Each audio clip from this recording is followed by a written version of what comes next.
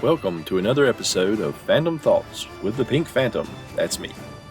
This episode, I'm going to respond to my first caller, Jason of the Nerds RPG Variety Cast. Check out his podcast. And then I'm going to talk a little about the Anchorpocalypse, how Anchor is changing their app for the betterment of all podcasters. So let's get to those calls. Take it away, Jason. Hey, Pink Phantom, this is Jason, just a Nerds RPG Variety Cast. I heard about your podcast over at Jules from NZ's podcast, another great podcast. And just want to say, although I can appreciate why you're not going to do the Phantom After Dark voice for everything like you did in your trailer, the 000 episode, it makes me a little sad. Okay, let me see if I can get through your catalog before I get to work. And I will tell you that my email address is thepinkphantom1@gmail.com. Why the Pink Phantom 1? Because the Pink Phantom was already taken when I went to Gmail. And I have no idea who or why or how. And so I said, well, you know what? I'm consider myself the first Pink Phantom, therefore the Pink Phantom 1. But yeah, that can be confusing in the digital world where the lowercase L and the 1 look a lot alike.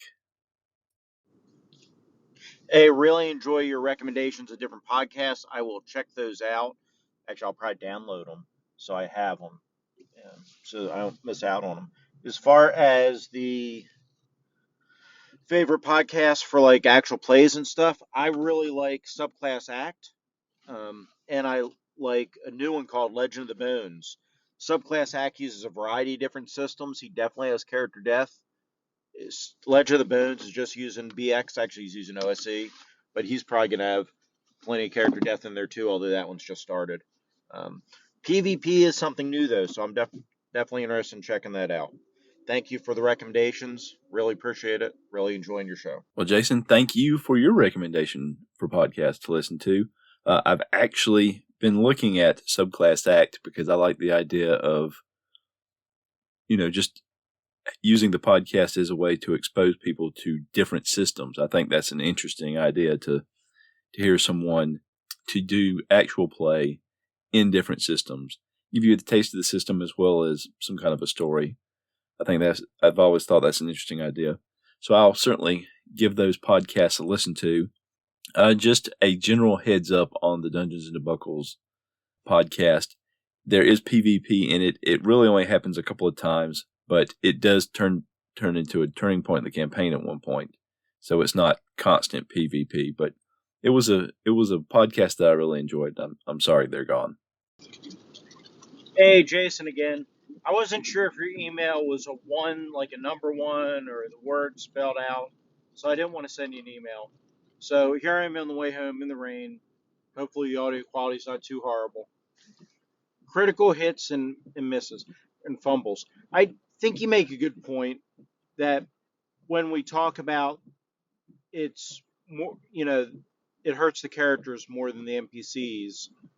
That's probably an overstated worry. Now, I think numerically, I don't know if I agree with you. I think it really depends on the game.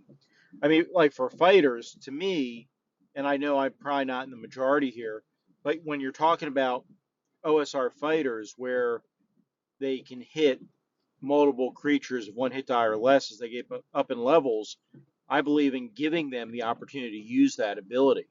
Otherwise, why let them have it? So for me, I do believe in throwing large numbers of low-level creatures that are going to do physical attacks against mid to higher level parties. Now, obviously, they have other ways to deal with these creatures as well, but, that's just kind of my opinion. I also like the idea, to be honest, of letting that multiple attack thing happen as the fighter goes up in levels, too. So maybe when he hits 4th level, he can hit 4 one-hit die creatures or 2 two-hit die creatures, right? 6th level, maybe you get 3 two-hit die creatures. I like that kind of progression, so that way it's not useless against anything but one-hit die creatures. But that's probably a tale for a different time. I do think fumbles are more detrimental to the party, mainly because, ultimately it's not that big deal if that kobold or that goblin drops their sword, but it's kind of a big deal if your fighter does. Now, I think they can be narratively interesting. You have to remember, I'm a fan of Warhammer Fantasy First Edition and Rollmaster, so crits and fumbles aren't a big deal to me. I don't mind them at all, but I can see why some people would have negative thoughts about them. But I think you provide a really good argument. It was a really interesting episode that I enjoyed, and I think because people like seeing the results on crit and fumble tables, and I think it adds something neat to the session, that there's really no harm in having them in a D&D game. I had completely forgotten about that ability of fighters to take more swings at the lower hit dice critters. And I think that's a good idea to kind of extend that out beyond just creatures below 1 hit dice. That is a good way to spice up the fighter in the older school games, OSE or BX, where they don't have quite as many class choices. And that would expose them to a lot more critical hits. But I would think that, as they've leveled up enough to get those abilities, it would be a lot harder for those minion type creatures to even get a hit on them at all. So critical hits might just be a way to actually have the fighter feel a little danger when he leaps into a crowd of kobolds or goblins and just starts hacking away. But yeah, that's very true. In that situation, the critical hits would definitely favor the monsters. On 3d6 down the line, I agree with your premise that players have always been playing high fantasy and not super powerful, but more powerful characters. As a kid, I had Beckme and then AD&D, and always I was an AD&D guy more than a Beckme guy. As an adult, got BX and Holmes and OD&D. I really like OD&D with Chainmail, but I'm not as much a fan of the basic editions. The pathetic aesthetic, of course, we did with Warhammer Fantasy, but that's a different game. But I agree with you. D&D has always been kind of high powered, and I don't see a problem with that. But to act like it wasn't that way back in the day, I think goes in the face of the books. It goes in the face of the stories of the players back then. No doubt some players played that way, but I don't think it was ever the norm for D&D. I did have some comments about AD&D, though. When we look at AD&D, we create ability scores. You kind of want. That's a heck of a way to do it, huh? 3D, I'm pick the one character out of those 12 that you want to play, is you have at least 2 15s. So the 3D6 down the line, pathetic thing was never really intended for AD&D. Anyhow, again, thank you so much for your show. Really, really appreciate it. I'm glad I found it. I will start pushing it in all the good places and hopefully get you some more listeners and some more feedback, and we can have some more interaction. Take care. I think definitely in AD&D, these were the characters that were going to become the movers and shakers in the world eventually. They were going to take part in the domain game when they leveled up. They were going to be the people carving kingdoms out of the wilderness. And that's not just regular folks doing that. But I also think some of it has to do with how we look at the stats. We look at 3d6 and we look at the 3 to 18 range. We say, okay, here's where the middle is, and this is where the dice are going to tend to glob up and give you the most results. And we think, well, that's average strength, that's average intelligence. But really, particularly in AD&D, but I think across the D&D spectrum, the ordinary folks that are in the game world, they're not going to be in the middle of that range. They're not going to be, your 8s, your 9s, your 10s in their abilities. They're going to be down toward the lower end. They're going to be 5s and 6s. They're going to be 4s, and they're going to be maybe some 7s. They may have one attribute that's particularly high, like if it's a sage, it may be someone with high intelligence, or if it's a holy leader of some sort, a high wisdom. If there's a big burly guard, he may have high strength. But overall, what would be average for PCs is not going to be average for the world. And I think that's why that 3d6 is, it's just this gritty character, and it's just your average man on the streets out there adventuring in the wilderness. And it's always kind of funny to me because some of the folks that have an affinity toward 3d6 and that view, I think of it, that, these are just regular folks and they're not superheroes. They also tend to like sword and sorcery. Conan was pretty super, and that's the guy that gets mentioned a lot when people start talking about sword and sorcery. So yeah, I think 3D6, I don't think it's what a lot of people think it is, but that's the great thing about RPGs is you can play that game. If that's the game you want to play, you can play that game. And that's what it's really all about, is finding the game that inspires you and that you enjoy and that you want to play and playing it. So if people like 3D6 straight down the line and want to use that as you said, the pathetic aesthetic, fantastic. Love it. Go for it. Can't wait to hear the stories. And if you want to be blasting fireballs from day one and taking on the gods of your setting, fantastic. Can't wait to hear about it. I just hope everybody's enjoying themselves. It's just don't dump on somebody else, and don't try to apply what you play to what other people want to play, because we're all different.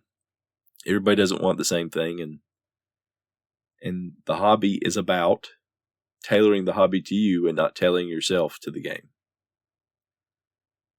I want to talk briefly about the Anchorpocalypse. That Anchor is going to be updating the app so that the favorites tab goes away and you get analytics instead. And, it will make it a lot harder to leave messages for your favorite podcast. But I think for me, the biggest thing is it will make it harder to get to your favorite podcast, because the web browser version of Anchor doesn't have an option for favorites at all. So, whereas on your phone, you could go to the favorites tab, open up your favorite podcasts, and then you could go straight to that podcast and leave a message. Now you're going to have to search for that podcast by name at Anchor and bring it up. Now, I was having to do that with some podcasts anyway. It's kind of ironic that Jason is the one that started talking about this, and for the longest time I couldn't find Jason's podcast on the app on the phone. And then a few weeks ago, there it was, and I was able to favorite it. And so now it's on my favorites tab. Future Greg here. That's the Discover tab, not the favorites tab. But it will make it harder to call in, just in general. And it's probably the first step in them just factoring that out. Actually, this is probably the first step in them eliminating Anchor completely. Now that it's under Spotify, and they're starting to encourage you to go to Spotify, which is a shame, because I think, maybe not as widespread, but this is a community that's formed around this ability of Anchor to call in and interact with each other and to put that into the podcasts easily. I think this is, the audio version of Google Plus, which is something that was very interactive. I didn't get into it until the very end, but you hear nothing but fond things from people that existed in what was in the OSR community back then. And I think it really did a lot to help the OSR movement. And then Google got rid of it. And there's nothing else that has approached that functionality. And I think we have that same problem with Anchor. Yes, there is SpeakPipe where you can leave messages, and I'm sure there are other ways to leave messages. But it's when it's integrated with your phone and you're listening to a podcast, and you can just go to the app that you're listening to it in and go straight to that spot, it makes it more convenient, and it makes it more likely for people to do. Now, will that stop me from calling in? I'm not the biggest caller. I've been calling in, I think, more lately. It's sporadic. Everything I do is sporadic, it seems like. It's something that's going to be more concentrated. For me, it's not as bad, because a lot of times, I'm picking up my phone. I'm sitting somewhere near my computer anyway, so I could do it on my computer. And it's sad to me that, the options that are there, they are web only. And some of the ones that I've seen that look like, hey, this would be close. It's too bad they don't have a phone app. And then you look a little more into it, and they're not even that active on social media and haven't been for months. So a lot of these messaging things seem to be a little sketchy. So like they're doing the web business equivalent of pod fading. So I do think it's a shame, but I am going to keep listening to these podcasts that I listen to, the Anchorsphere, the Anchorverse, the Anchorites, and we'll just have to find another way to interact. I don't know what that is now. I'm not going to stop looking, and if I find something, I will let everybody know. So this is a quick little last-minute addition to the podcast here. This is sort of stoked by Jason had a call in his last episode of the Nerds RPG Variety Cast about First Story, a potential host to replace Anchor with for the Anchorite community. And this was one I had looked at a little earlier, and I did a little deeper dive in it since then. And so I just want to go over a few things that I saw real quick. If you're not interested in this, you can just skip to the end. This will be the end of the podcast. If you go to their site, it says that they launched in 2019 and that they have over 10,000 plus podcasts, and they're the most popular podcast host in Asia. It looks like they're hosted out of Taiwan or based in Taiwan. They've got an app on the Google Play site, and it's all in Chinese characters, so I have no idea what it is. They call it the Creator app, so I don't know if I don't think it's probably for listening to podcasts. It's probably more for podcast creators, which is more in the direction what Anchor seems to be moving with their app instead of listeners, more to creators. So just poking around their site, they tout their ratings on a place called Product Hunt. They have 200 plus upvotes and 5-star reviews. And so I clicked through over there and took a look at it. And both those things are true. The 5-star review is based on 15 reviews, all posted in July of this year. So that's a little interesting. And Pod Hunt says that they launched 9 months ago. That may just mean they launched on Product Hunt and not their overall launch, because like I said, on their site it says 2019. Their Twitter feed dates back to May of 2018.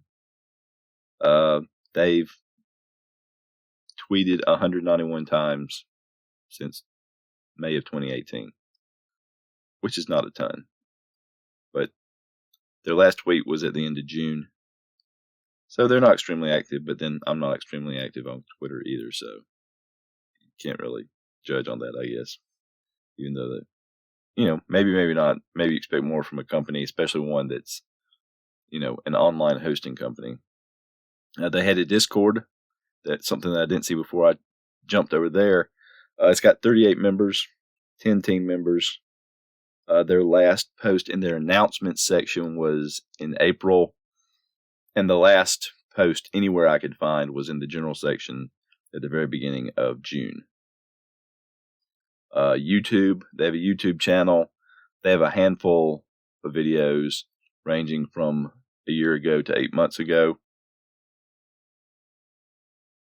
And that's really about it. The app on Google has been rated 277 times. So for 10,000 plus podcasts, you say, how many ratings is that?